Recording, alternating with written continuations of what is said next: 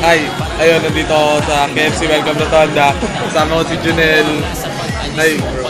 Kasama ko Denmark. Ayun lang. Hi. Sino yun? Kakain kami dinner. Kamusta na? Miss na kita. Hi. Ayun, kakauwi ko lang.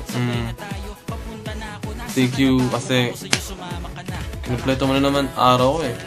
Ayun, ito yata yung araw na puro understanding lang kasi parehas tayong may lakad. Ayun, parang nagkaintindihan tayo. Kasi dati pag ganun eh, away agad.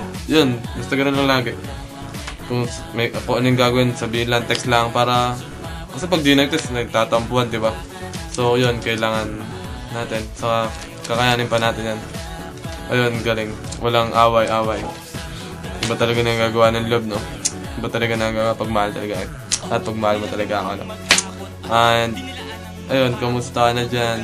Kamusta yung pagsha-shopping mo dyan sa SM dyan? Diba last day ng sale and kamusta yung, ayun, alam ko marami kang kinain. Inggit ako, pengi naman, no? Ayun, nakita sa yung kapatid mo nag-comment dun sa first video ko sa'yo. Makikita mo naman yun eh. And kung mamahalin kita, siguro kung di na kita babalikan. Dahil simula pa lang hindi kita iiwan. Ang slow mo, di mo na gets yun, syempre. Joke lang. Malaman na kita. Ayun lang.